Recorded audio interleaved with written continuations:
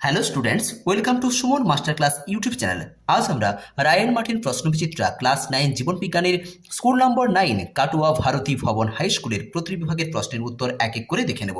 প্রথম প্রশ্ন, প্রদত্ত কোন জোড়াটি সঠিক? রসের উৎস জাইলেম কলা, কারণ আমরা জানি যে রসের উৎসতে সাহায্য করে একমাত্র জাইলেম কলা।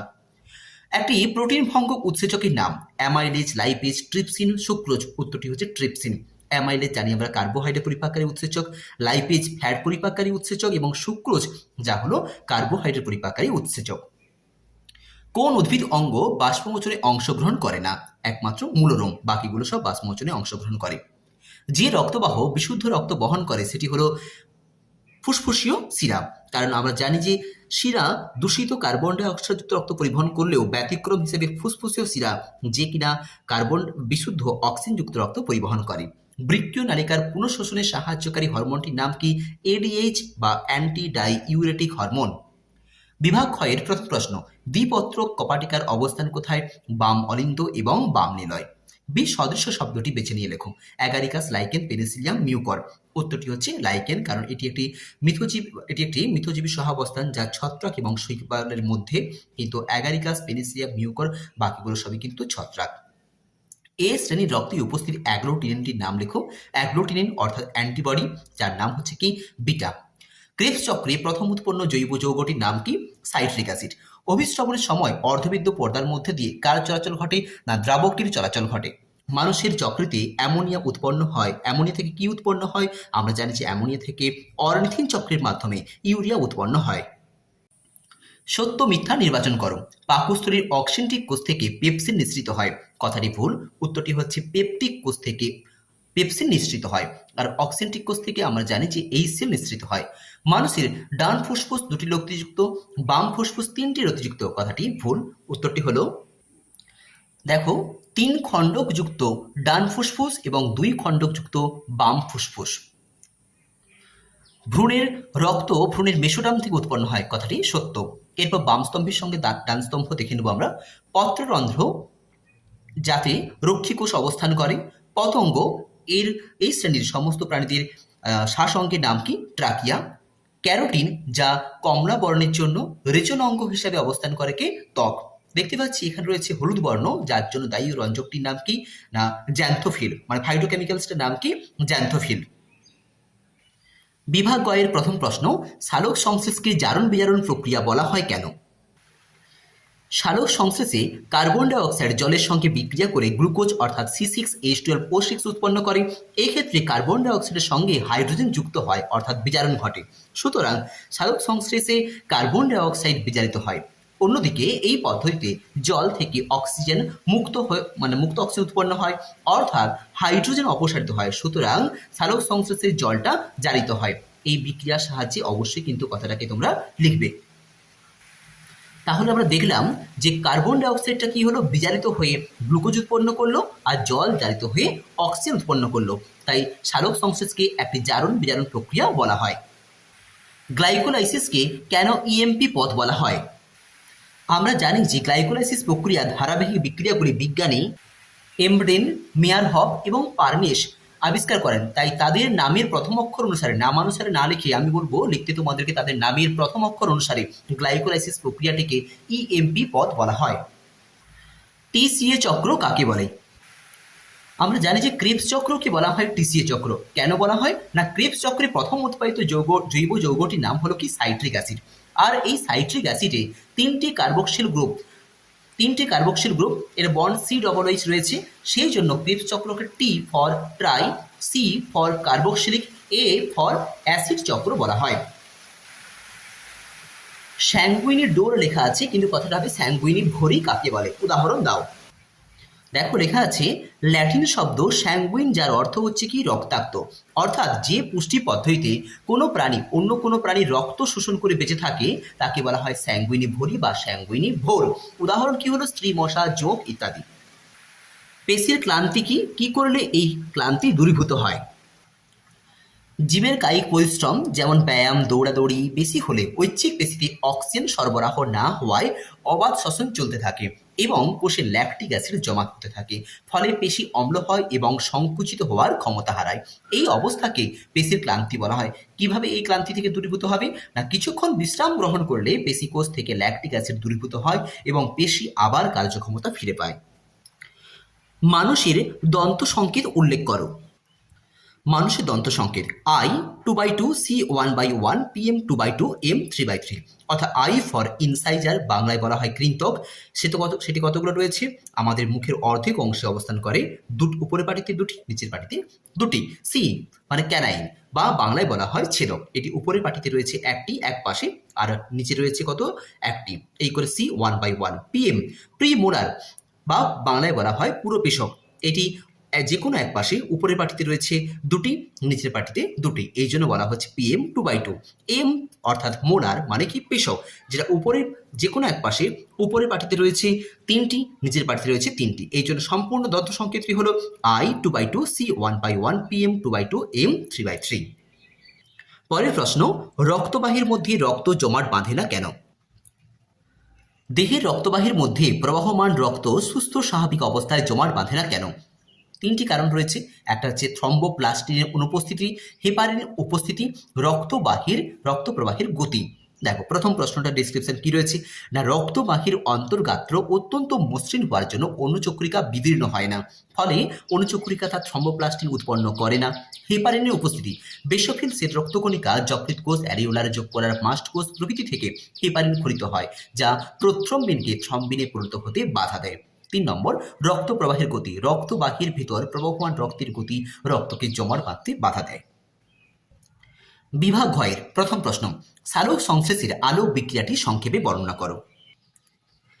সালোক সংশ্লেষে আলোক দশা বর্ণনা করতে বলা হয়েছে, অর্থাৎ তার সংজ্ঞাটা লিখব।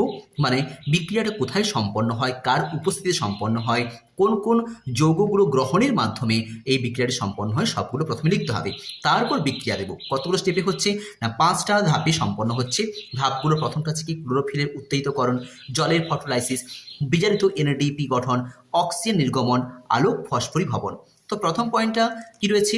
না, ক্লোরোফিলের উত্তেজিতকরণ। তোমরা এই পয়েন্টগুলো প্রত্যেকটা অবশ্যই পড়ে নিয়েছো আগে থেকে, প্রত্যেকটা পয়েন্ট ভালো করে লিখবে। তার সঙ্গে সঙ্গে যেগুলোতে বিক্রিয়া রয়েছে সেই বিক্রিয়াগুলো অবশ্যই দেবে। যেমন ফটোলাইসিসের বিক্রিয়া তো অবশ্যই দেওয়া দরকার, তার সঙ্গে সঙ্গে আলোক ফসফরিভবন, মাঝখানেগুলো চাইলেও অবশ্যই তোমরা দিতে পারো। এভাবে তোমরা এই বইতে থেকে করে নেবে। তোমাদের টেক্সট বইও রয়েছে, তার সঙ্গে সঙ্গে আমি প্রশ্নটা দেখিয়ে দিচ্ছি। রায়-মার্টিন প্রশ্ন সহায়িকাতে 213 পেজে রয়েছে, তোমরা এখান থেকে করতে পারো। উদ্ভিদের রেচন পদার্থ ত্যাগের বিভিন্ন কৌশলগুলি বর্ণনা করো। উদ্ভিদের বিভিন্ন প্রকার রেচন পদ্ধতি, তাদের ত্যাগের পদ্ধতিগুলো কি রয়েছে কি? একটা হচ্ছে পত্রমোচন, 2 নম্বর বাকলমোচন, 3 নম্বর ফলমোচন। তো পত্রমোচন কি? কোন কোন উদ্ভিদ সেই পত্রমোচনে সাহায্য করে, মানে পত্রমোচনের মাধ্যমে তার পাতায় বা দেহে সঞ্চিত হওয়া রেচন পদার্থগুলোকে ত্যাগ করে? উত্তর লেখা আছে। বাকলমোচন মানে ছালমোচনের মাধ্যমে কোন কোন উদ্ভিদ তার বাকল অর্থাৎ ছালে সঞ্চিত হওয়া রেচন পদার্থগুলো ত্যাগ করে, সেগুলো লিখবে। ফলমোচন, ফলে সঞ্চিত হওয়া, যেমন আমরা জানি যে লেবুতে থাকে সাইট্রিক অ্যাসিড, তেঁতুলে টার্টারিক অ্যাসিড, আপেলে ম্যালিক অ্যাসিড। এই সমস্ত পদার্থগুলো ফলমোচনের মাধ্যমে যেভাবে তারা কি করে, দেহ থেকে নিঃসৃত করে যে সকল পদ্ধতিগুলো, সেগুলো তোমরা ভালো করে একটা একটা পয়েন্ট করে অবশ্যই লিখবে। পরের প্রশ্ন, তরুক্ষীর এবং গদের একটি করে অর্থকরী গুরুত্ব লেখো। গঁদ কি করে? না, কাগজ শিল্পে, কাষ্ঠশিল্পে, বই বাঁধাই করতে কাজে লাগে, তার সঙ্গে সঙ্গে ছাপার কালি তৈরি করতেও সাহায্য করে। আর তরুক্ষীর কি? না, তরুক্ষীর আমরা জানি যে রবার গাছের বিজ্ঞানসম্মত নাম হচ্ছে, বা বাণিজ্যিক রবারের বিজ্ঞানসম্মত নাম হিভিয়া ব্রাসিলিয়েন্সিস। এই সমস্ত গাছ থেকে যে তরুক্ষীর পাওয়া যায়, সেখান থেকে রবার তৈরি করা হয়, গাড়ির টায়ার তৈরি করা হয়। এছাড়া পেঁপে গাছের তরুক্ষীর প্যাপাইন নামক উৎসেচক থাকে, যা খাদ্য হজম করতে বা ওষুধ তৈরিতে সাহায্য করে। পরের প্রশ্ন, মানুষের পৌষ্টিকতন্ত্রের ছবি এঁকে প্রদত্ত অংশগুলো চিহ্নিত করো। অগ্নাশয়, পাকস্থলী, গ্রাসনালী, ডিওডিনাম। দেখে নাও ছবিটা। এটাও তোমাদের সুবিধার জন্য আমি পেজ নম্বরটা বলে দিচ্ছি। 331 পেজ রায়-মার্টিন সহায়িকাতে রয়েছে। তো ছবিটায় বলা হয়েছে কোন কোন অংশগুলো? প্রথম অংশ বলা হয়েছে পাকস্থলী। এই যে অংশটা গ্রাসনালী পরবর্তী স্ফীত অংশটা, যার নাম কি? না, পাকস্থলী। তারপরে অংশটার নাম কি? তারপরে অংশটা হলো অগ্নাশয়। অগ্নাশয় কোনটা? না, পাকস্থলী পরবর্তী ক্ষুদ্রান্তের মধ্যবর্তী যে অংশটা, সি আকৃতির ডিওডিনামে যে খাঁজের মধ্যে পাতার মতো অংশ, যার নাম কি হলো? অগ্নাশয়। এরপর গ্রাসনালী, এই লম্বা অংশটা মুখ থেকে যেটা বের হয়ে এসছে, তার নাম কি? গ্রাসনালী। এরপর ডিওডিনাম, বললাম যে পাকস্থলীর পরবর্তী ক্ষুদ্রান্তের মধ্যবর্তী যে সি আকৃতির বাঁকানো অংশটা, এর নাম হলো কি ডিওডেনাম, বা বাংলায় বলা হয় গ্রহণী। এইভাবে তোমরা কিন্তু সম্পূর্ণ ছবিটা প্রথমে আঁকবে, তারপর বিভিন্ন অংশগুলো যেগুলো বলা হয়েছে সেগুলোকে চিহ্নিতকরণ করবে। পরের প্রশ্ন, একটি নেফ্রন চিত্র অঙ্কন করে প্রদত্ত অংশগুলো চিহ্নিতকরণ করো। দেখো, এই সম্পূর্ণ ছবিটা তোমাদের রায়ান মার্টিন টেক্সট সহায়িকা বইয়ের 368 পেজে রয়েছে। আমি এখান থেকে তোমাদের দেখাচ্ছি। ছবিটি এইভাবে তোমরা করবে। ছবিতে বলা হয়েছে প্রথম অংশ হলো কি বাউম্যান ক্যাপসুল। এই যে কাপের মতো অংশটা ম্যালপিজিয়ান কণিকার প্রথম অংশ, যার নাম কি বাউম্যান ক্যাপসুল। 2 নম্বর অংশ বলা হয়েছে গ্লোমেরুলাস, অর্থাৎ বাউম্যান ক্যাপসুলের মধ্যে যে জালকের মতো অংশ রয়েছে যার নাম কি হলো গ্লোমেরুলাস। তারপর অংশ কি হেনলের লোপ, এই যে বাঁকানো ইউ আকৃতির মতো অংশটা, এর নাম হলো কি হেনলের লোফ। এবং তারপরে অংশ হলো সংগ্রাহী নালিকা। এই দেখতে পাচ্ছি আমরা সংগ্রাহী নালিকা, যে এই অংশটা হলো কি সংগ্রাহী নালিকা। এক্ষেত্রেও তোমরা সম্পূর্ণ ছবিটা প্রথমে আঁকবে, তারপর বিভিন্ন অংশগুলোকে চিহ্নিতকরণ করবে।